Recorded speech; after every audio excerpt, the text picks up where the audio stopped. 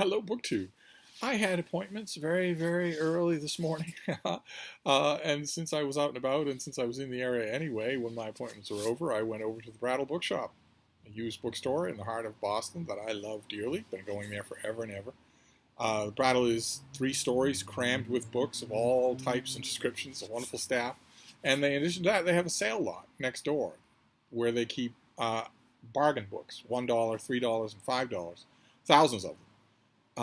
And the bargain lot had lake-sized puddles did this morning because it rained last night. But the carts were out and they were uncovered, and I was happy to go and browse. And I found a ton of books, just a ton of books, which was contraindicated, as the medical profession says, since I had no dog's bodies, I had no muscular teenagers with me. I knew perfectly well when I was browsing at the Brattle that anything I found, I would have to carry back here to Hyde Cottage myself, and that's what I did. But I nevertheless want to show you these things, and before I show them to you, it's excessive. It's a large number of books. Before I show them to you, I want to make sure to remind you that these are not all going into my permanent collection. I don't do that kind of differentiation when I'm out and about shopping.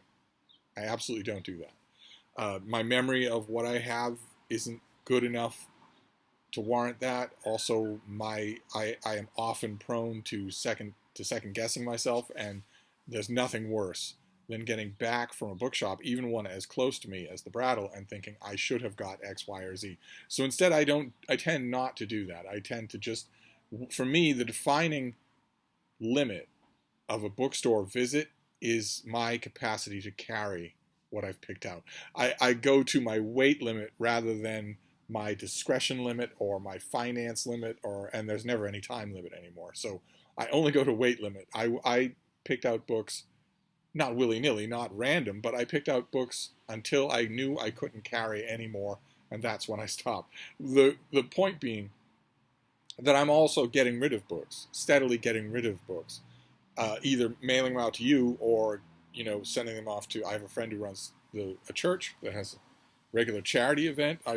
They go back to the Brattle. They have a number of different places that they go to, and when I get a stack of books like the size of the one I'm going to show you,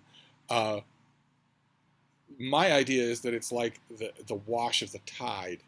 It's going to leave some stuff behind. It's going to leave a little residue behind. So I'm not going to take all of these books and try and find room for them. Instead, I will read them all, but I don't plan on keeping them all. We'll see. We'll see how it shifts out.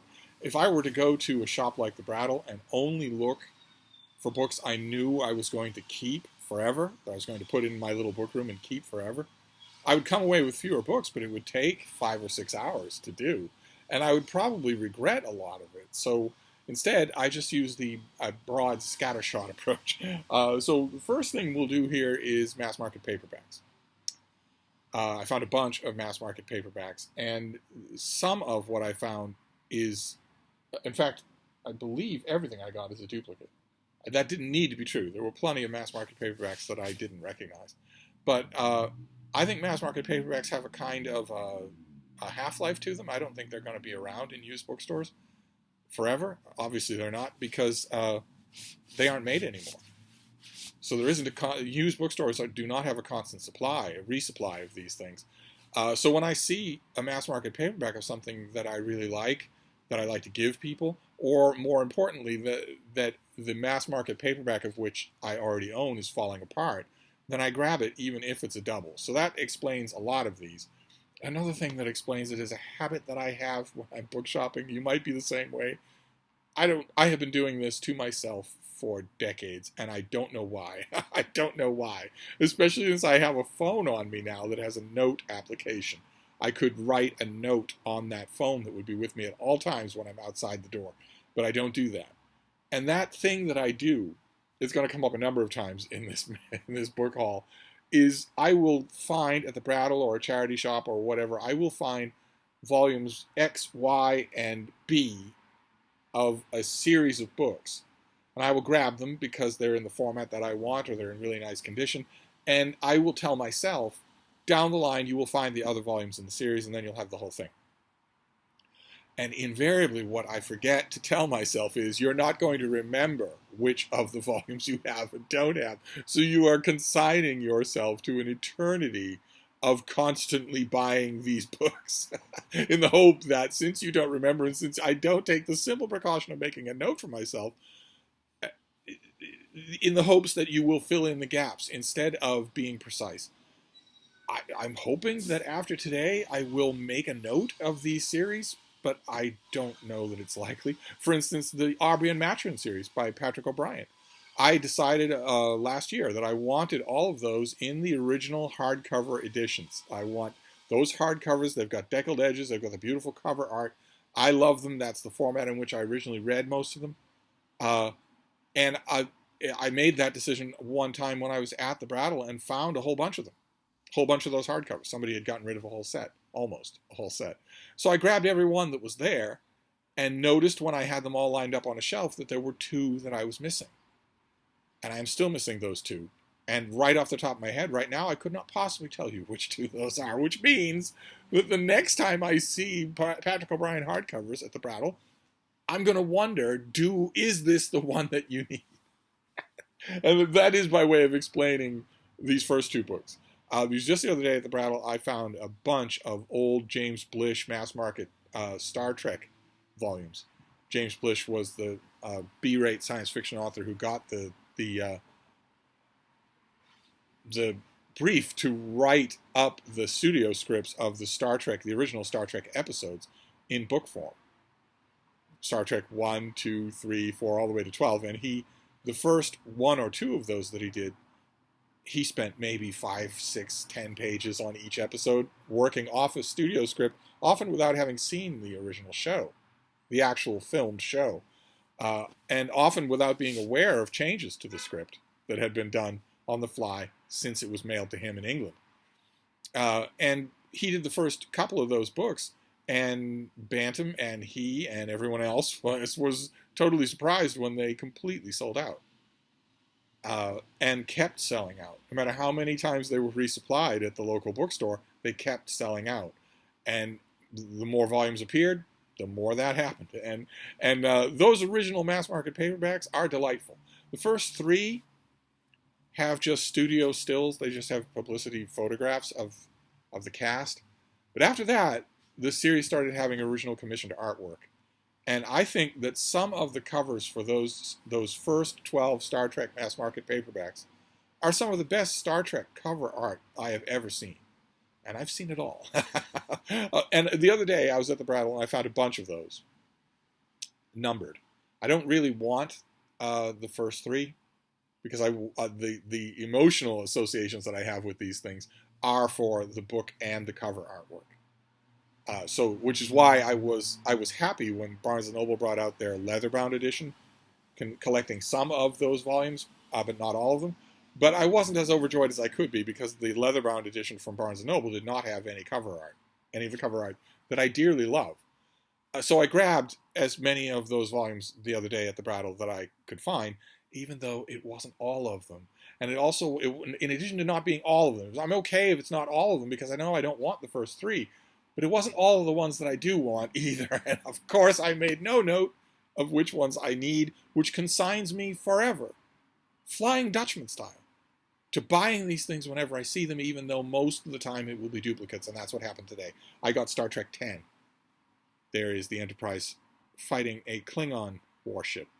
And this is one of the ones that I got the other day. I got this one because it's in perfect condition. But it is a duplicate. Because I didn't make a note to myself as which ones I had. Whereas the other day, I think I showed you this, I found a whole bunch of old, is it Del Rey? Yeah, a whole bunch of Del Rey mass market paperbacks of The Adventures of John Carter of Mars by Edgar Rice Burroughs.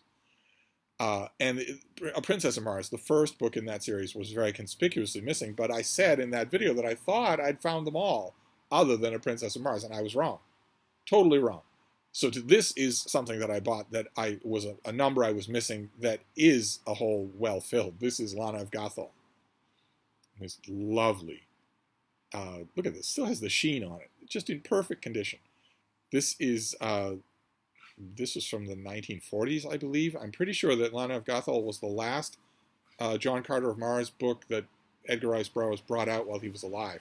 I think the last book of them all came out after he was dead.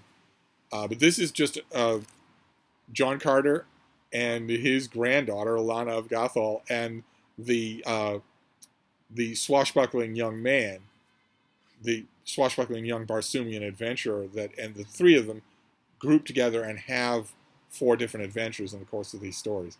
And they're terrific. They read very differently, I think, than most of the other John Carter books.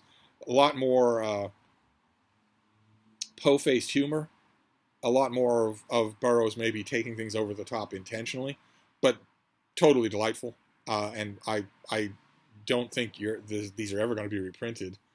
They're never going to be reprinted in a mass market paperback again. These stories are. And Lana of Gothol would be one of, I bet, because of one of the stories in this book, I bet this will be one of the John Carter of Mars novels that is never reprinted anyway, in any format, unfortunately. But anyway, this is not an example of this. This I didn't need. This was a double, whereas this is the only book in the set that I showed you the other day that wasn't there, that I didn't have, aside from A Princess of Mars. So now I have that whole set except for A Princess of Mars. Then these next 2 are duplications, one of which was in such rough shape that I had to reinforce it before I even showed it to you. I barely got it back here in one piece. But I have got these. I will get these in mass market paperbacks. They are by David Brin, the science fiction author David Brin. This is Sundiver. This was his debut novel. And it is the first book that starts to chart his future world of the Uplift novels, where there's a galactic federation, a galactic milieu, that there's a whole bunch of super advanced races. And one of the ways that they show how advanced they are is that they uplift a client species. So they make themselves known to some primitive, less primitive, but still full of potential species, and they uplift them. They genetically enhance them. They share technology with them. And in that world, as is described in this book, I love the original cover here, so I didn't want any other cover. In that world, human beings are the only species that didn't do that managed to start uplifting other species on their own, chimpanzees and dolphins. The humans started genetically engineering chimpanzees and dolphins to be their client species, and they enter the galactic milieu, but it's a very different kind of footing than most of the much older alien species in the milieu have. And this novel was David Brin's first novel, and it's the story of an expedition that's carried out from Mercury to the surface of Earth's sun, where something that looks like alien life might be detected there. And the main human character in here is grieving for a lost loved one. And it's only gradually over the course of the book that we get the story of that loved one and the moment of her death. And that is only gradually parceled out in the course of this novel, and that works perfectly. There are some things in here, if I remember correctly, that don't really work perfectly, but I'm pretty sure that this paperback was issued. I'm pretty sure the reason this was in the shape that it is because this is just the paperback that originally came out in the metal spinner racks where I found it. And one of the things I love most about this, aside from that controlled reveal of flashbacks, is all the writing that's done about the sun. The sun is the most common thing in the world, right? Most people know what it is, but almost nobody that I've met, most people don't know how awe-inspiring it is. Most people don't have any idea the sheer scale of the energy that's present, or how it happens, or how big the sun is. Most people don't know that, and so Brin in this book makes the canny decision to treat Earth's sun, the most familiar thing in the sky, as a kind of alien world, and it works perfectly. But not everything in the novel does. There's some clunky parts. There's some weird characterization parts. Things that there are, in other words, some first novel mistakes in here. And David Brin's next novel was this, Startide Rising, which I also found today in a mass market paperback, again in perfect condition. And this won every science fiction award that was going. So it was a huge change. Also an Uplift novel. There is an uplifted dolphin, for instance. And the starship involved here at the heart of this story is captained by an uplift dolphin by Captain Crydyke. And this is a terrific story. I get this mass market whenever I find it because I love it so much. This came out in 1981, I think. 1983, when all the world made sense. And I found it on one of those metal spinner racks at a drugstore. And it looked interesting, and I bought it for, it'll be on here, right?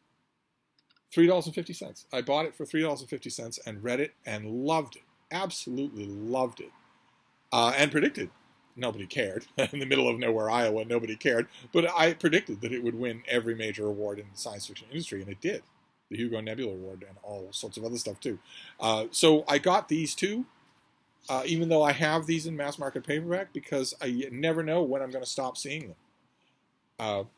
Then the next one is fantasy. This is the Elfstones of Shannara. There's a super secret Voxer read-along group for the Shannara books of Terry Brooks. And I believe my co-readers are just about ready to start the Elfstones of Shannara. Now I have a copy, so I'm all ready. When they're ready to start, I'm ready to join them. Then we have classic science fiction from Frank Herbert, the writer of Dune. This is The Jesus Incident. This is the sequel to Destination Void, which I believe I hauled from the Brattle last year.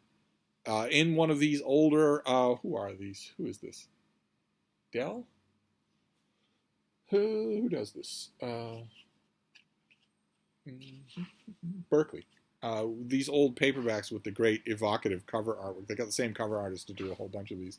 And I got Destination Void, but I haven't read it yet. I haven't reread it yet. So nice to have the Jesus Incident. I once had a box set of mass market paperbacks of 4 or 5 or maybe even 6 Frank Herbert science fiction novels that aren't Dune.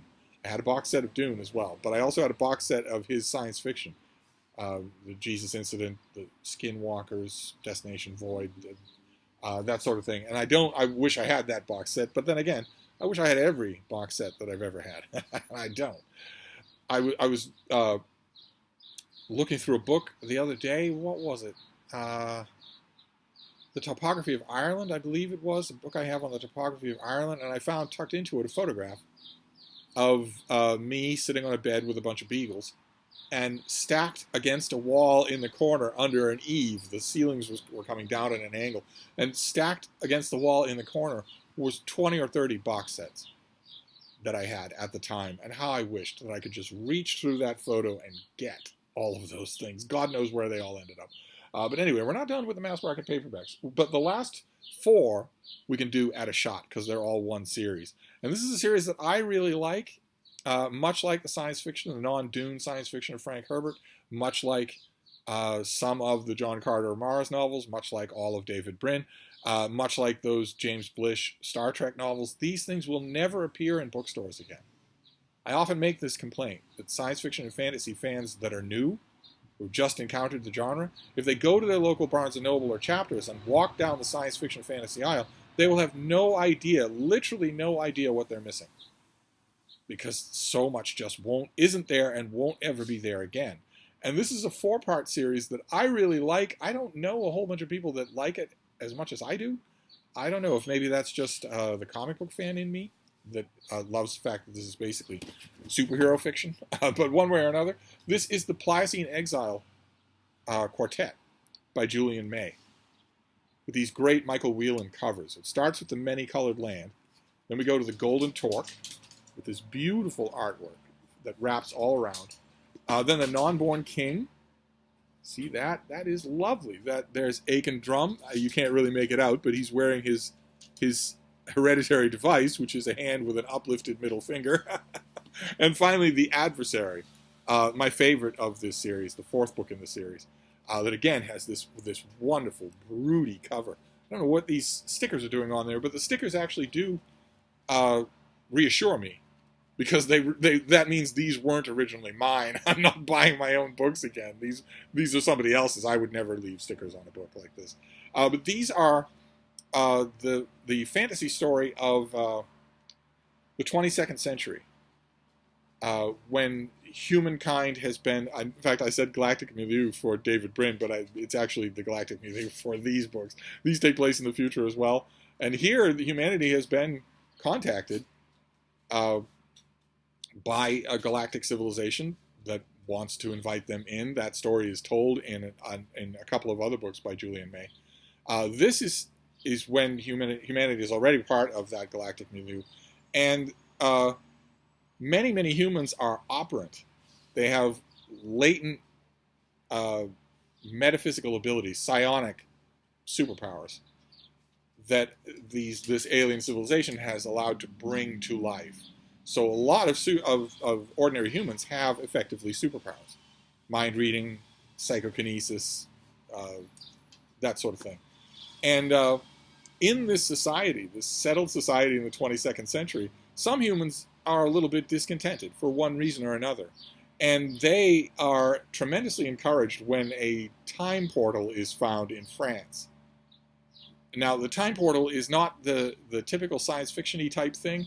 It's a portal that a scientist finds that if you go through it, you go back in time 5 million years to the Pliocene epoch on Earth, in the same area of France. But you can't come back. It's not magic. There's a ripple, a warp in time-space, but it's only one way. And there are some people in the Earth of the 22nd century who don't like the settled serenity of their world and are willing to risk the ultimate adventure because they know they can't return.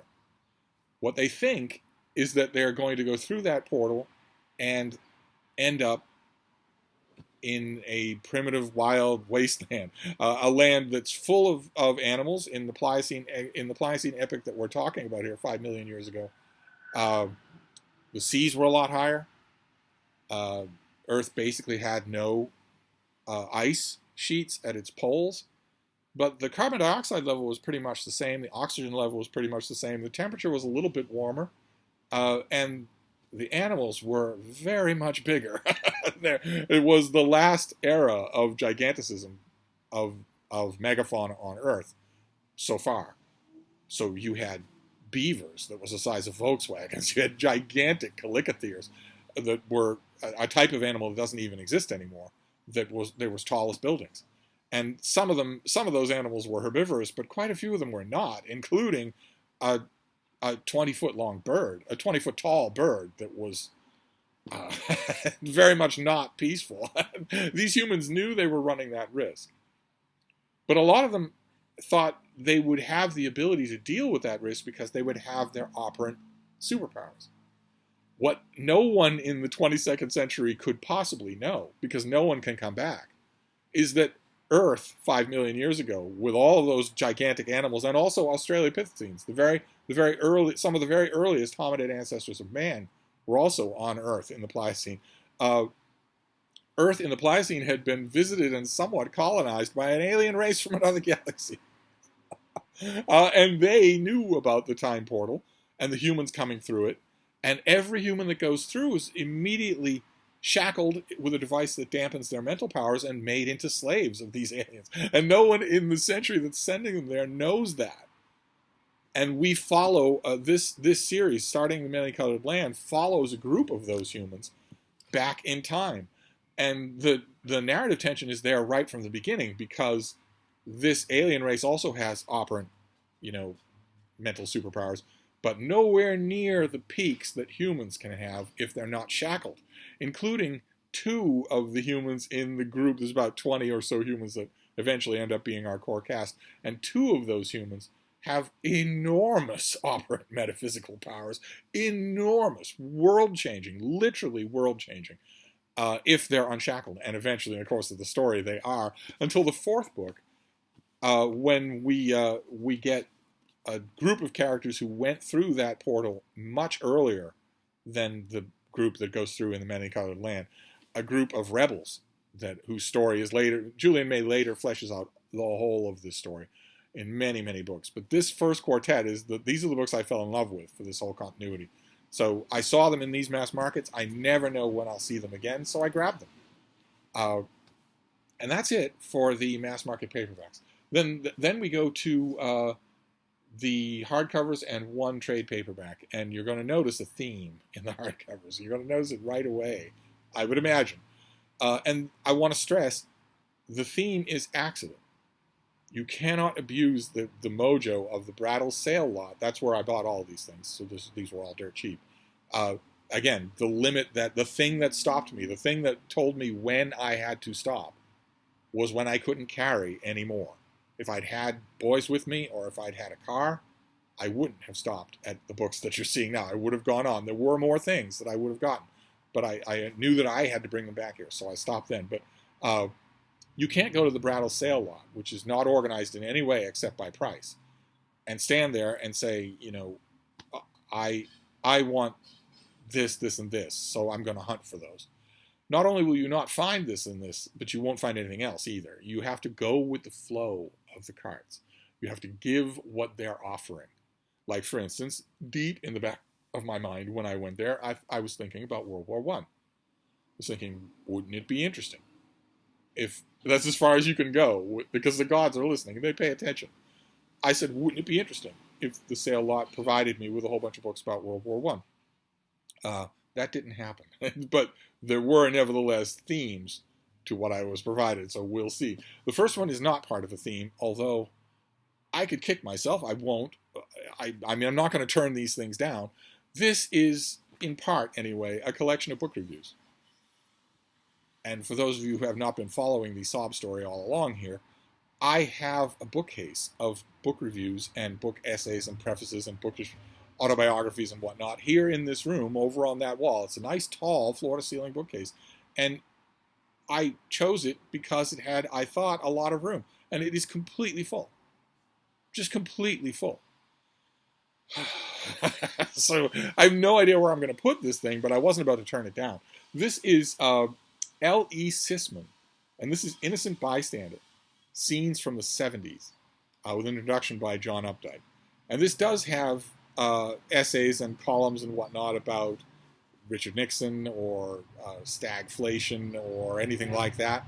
But there's also a large section in here of book reviews, including, if I remember correctly, an essay on book reviewing just as a subject. Let me see if I'm right about that. Yes, Reviewer's Dues is in here, but there's all sorts of other things too here. And Ed Sisman would have called himself a poet. If you'd asked him who he was, he'd have said, I'm a poet. And he has volumes of poetry, but I'm sure that I'm not the only person that loved his writing, mostly when he was writing about literature. One way or another, when he was writing about literature. Now, the literature, books, authors, literary trends, and whatnot, they suffuse even his social commentary. But I got this mainly for the book section, and it's the book section that I will reread before I put this book. I was about to say before I put it on the shelf, but of course it doesn't fit on the shelf. It's not going on the shelf. Where it goes, I don't have any idea. Not on the floor.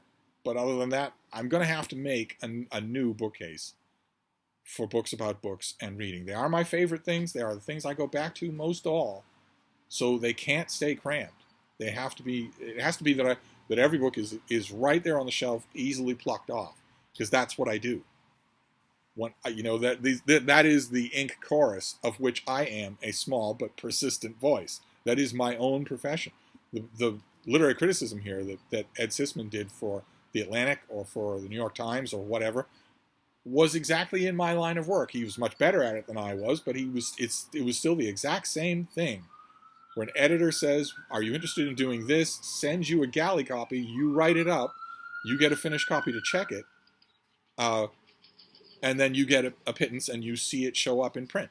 That process has not changed. COVID-19 did its best to change that process, but that process has not changed. And he knew that world the same way I do. So those are the books that I consult the most. They are the ones that I love rereading the most. So that bookcase cannot be uncomfortably crammed. Some of my other bookcases are a little bit uncomfortably crammed, where you've got all the books lined like this, but then you've got a couple up like this, and maybe one sideways like that. So if you want one of these, you've got to play book Jenga. You've got to pull out a bunch of books to get to. But the most used bookcases that I have, the Penguin bookcase and the books about books, cannot be that way.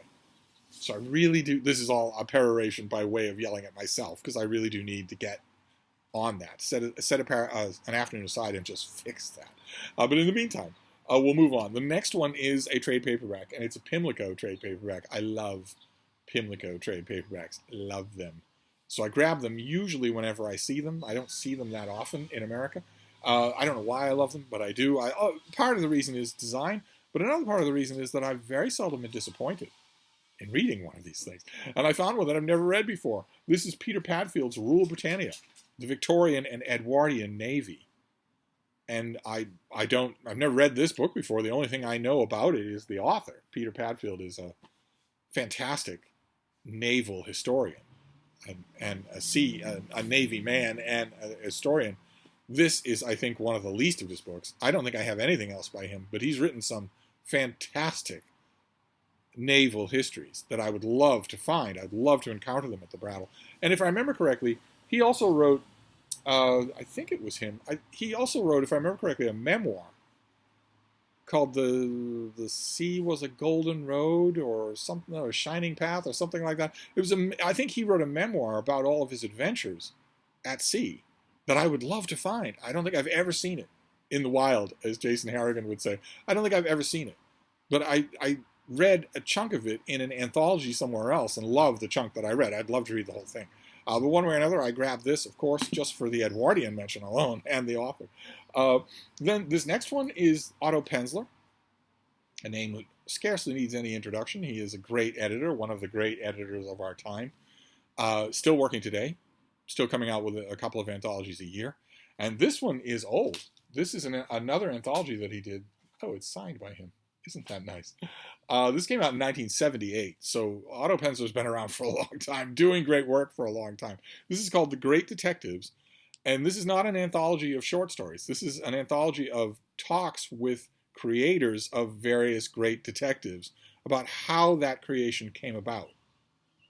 So you have Nigel Marsh, that is probably the biggest draw name here, but also Dixon, so to speak, on the invention of Nancy Drew. Also, if I remember correctly, the creator of Dick Tracy has a little essay in here where he describes how he created Dick Tracy. And Ed McBain. Ed McBain's essay on the 87th Precinct, on how he thought it up and how it came about, is in here. You'll notice, I mean, I don't know if you can really tell there, but a lot of the really great detectives are not in here. But that's one of the things that I'm going to love about this book, I know, is that a lot of the, who we got here? The Duncan MacLean Mysteries by Baynard Kendrick. The Matt Helm Mysteries by Donald Hamilton. Inspector Goat by H.R.F. Keating. See, one of the things I'm going to love about this book is that it's going to set me on to a whole bunch of new detective series that I've never read. Where I will find them? Well, probably at the Brattle. But one way or another, maybe some of these things are in the public domain. Nigel Marsh is not in the public domain, but who knows? Some of these things are probably never read anymore. It'll be interesting. It'll be fascinating to read. Those kinds of stories are interesting anyway. Then we're going to get to a bit of a theme. I might as well warn you ahead of time here, because the theme is World War II, the Second World War, which is just fine by me. I'm okay. I'm open to any theme the Brattle presents me, but I consider the Second World War to be the greatest historical event in human history. And one of the only historical events in human history that encompasses all the spectrum of fictional storytelling. World War II to read about. The stakes, the personalities, the great moments, the horrible moments, the near misses, the unexpected successes. World War II to read about reads more satisfyingly than any fiction. And is one of the greatest historical events of all time, and yet it's within living memory. There are plenty of people alive today that remember it. That is astonishing. That is very much the equivalent of Thucydides going around talking to veterans of the Peloponnesian War, only on an infinitely greater scale, an infinitely greater. So if the Brattle is going to serve me up a bunch of books about World War II, I am gladly going to take them, especially since they're all dirt cheap. The first two are part of an epic undertaking. This is Samuel Eliot Morison, an author I dearly, dearly love, and who was a friend of mine at the end of his life. Morison wrote a 25-book series or 15-book series, a long multi-book series about the U.S. Navy during World War II. He compressed that series into a one-volume book called The Two-Ocean War that is very much worth your time if you can find it at a flea market or a yard sale, something like that. It's very much worth your time. I've said many, many times that Morrison is a fantastic writer. No matter what he's doing, he's a fantastic writer. You won't think it when you look at his dusty old books in somebody's attic. But when you start to read him, you will see what I mean. I guarantee it. You will see what I mean. But one of the things that I've had in the back of my mind forever and ever is that no matter how much I love the Two-Ocean War, I want the whole set of the operations of the U.S. Navy during World War II. I want the whole thing. And I do sometimes see them at the Brattle. There was, for instance, a complete set at the Brattle just a few months ago. But they were in hardcover, but they didn't have any dust jackets. They were just rubbed, raw, naked hardcovers, and they were badly discolored and bloated and whatnot. I didn't want that. Those eventually got all the way down to $1 a piece, so I could have got $15 for the whole set. But I wanted to wait and get them. I want the set to look nice on the shelf. I want it to be the set that I keep forever. But the problem is, that Mark Richardson, the booktuber Richardson Reads, up in Vermont, also loves this series. And when I was up there, and Frida and I went up there for our Vermont vacation, I believe it was when we were there that Mark found 2 of those volumes. I think he found them at the book barn. Or maybe on one of the other book buying expeditions. Mark and I go on a lot of book buying expeditions, both together and separately. He found a few of those volumes, and I told him, I'll just keep an eye out. I see them at the Brattle all the time. And so the problem I was talking about with these things, where I can't quite remember which volumes I need and which volumes I don't need, is now doubled. Because not only can I not remember which volumes I'm going to need, I don't remember which ones Mark needs either. So I found 2. This is the series. Both of them on the Battle of the Atlantic. This is volume 1 and volume 10. In perfect condition. Just no scuffs or anything like that. And what I need to do is get in touch with Mark and find out if he needs volume 1 and volume 10.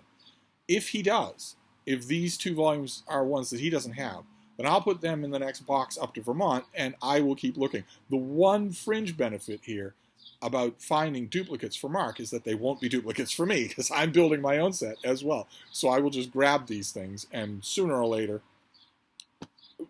every other customer at the Brattle, and also us, sooner or later, everybody will have the volumes that they need. And this is another example of what I'm talking about, of a great historical work, really unprecedented. The history of the United States naval operations during World War II, in which the United States Navy put a historian into the field of the theater of combat in order to record events. Morrison had ships shot out from under him, and he wasn't there for any other reason but to record events. The powers that be in Washington and in the Navy knew perfectly well that apart from whether they won or lost, apart from how many people they lost, this was a gigantic historical event, and they needed a historian on board. That's never happened before. Not to the extent that this is. This is unbelievable, and this is never going to be reprinted. So these hardcovers are out in the wild, and that's where they'll stay. But anyway, the theme just kept on coming, because I also found this.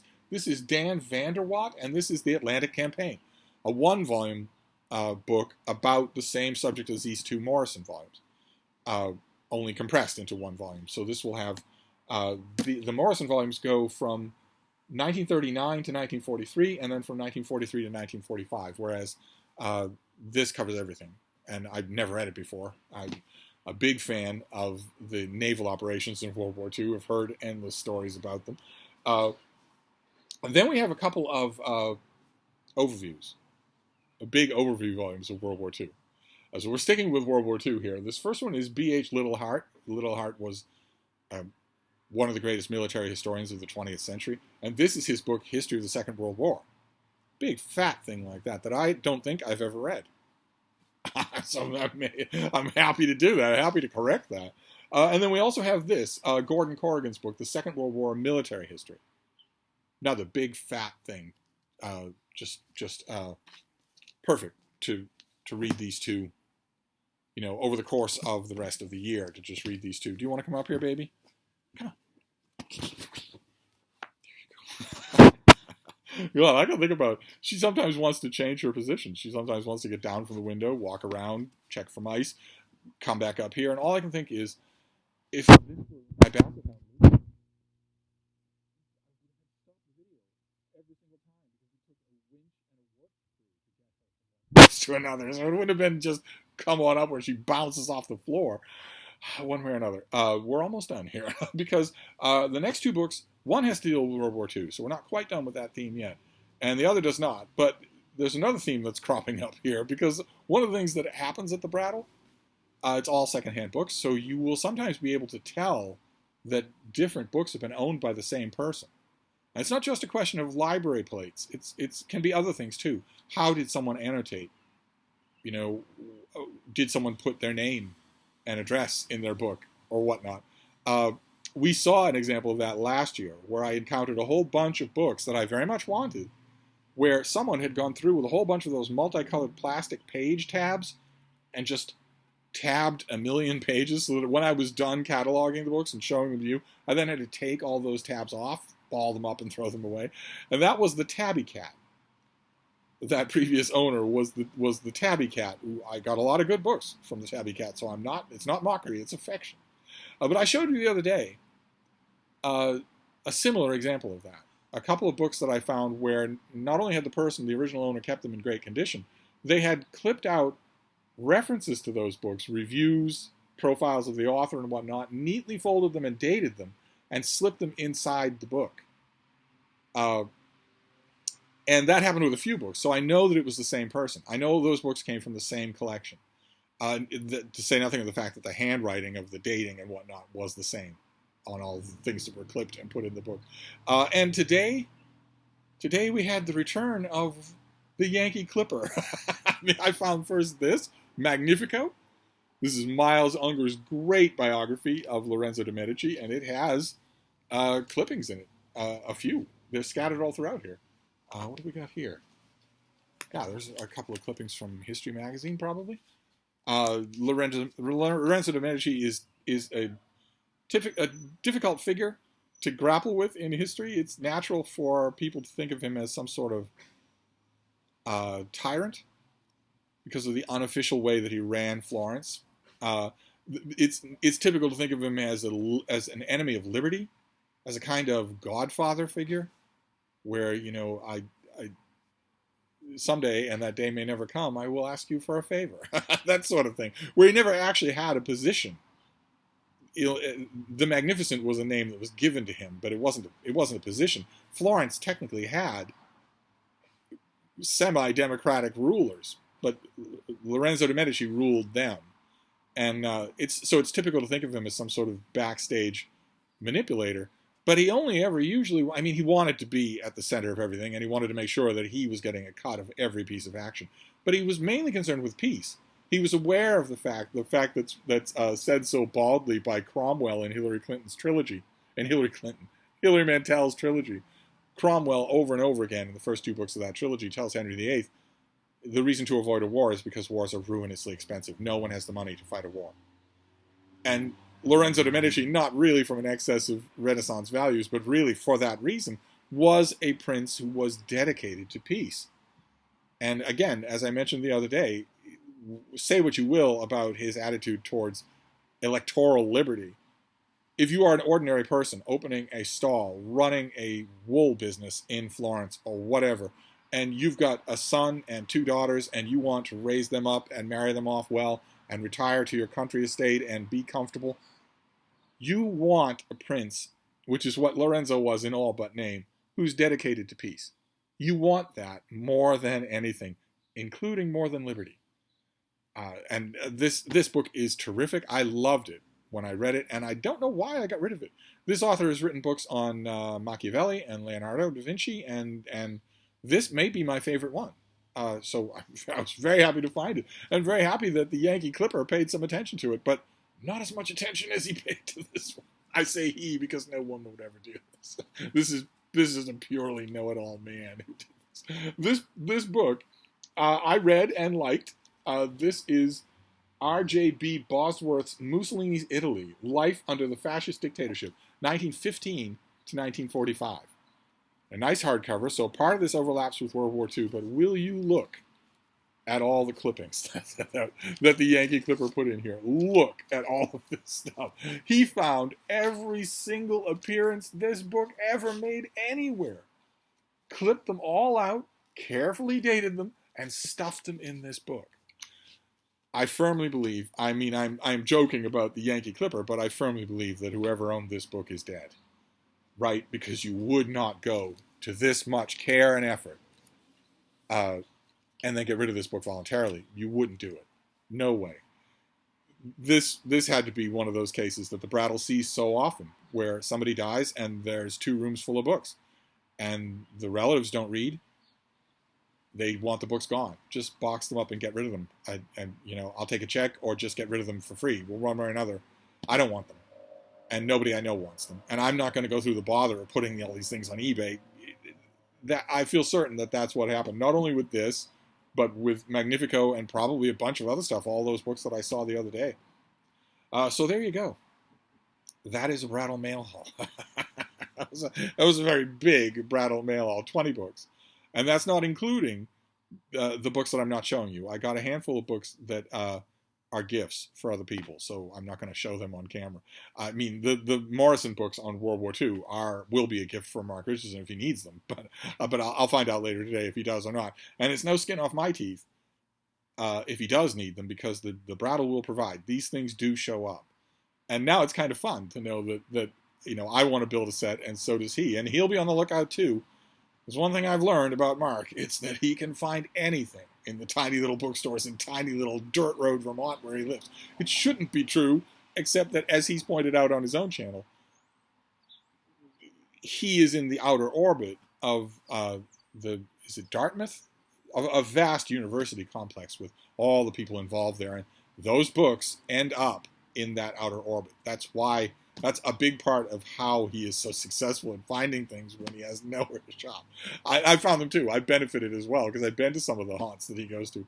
But if these 2 volumes fill holes in his collection, then I'll send them up there and just wait until I find more. They will show up eventually. But there's no way that I can do a Steve pyramid. So I'm just gonna have to bypass that. We'll just do this by way of a Steve pyramid. There you go. That is Star Trek 10. Which has, what does this have in it? The Alternative Factor, the Empath, the Galileo 7.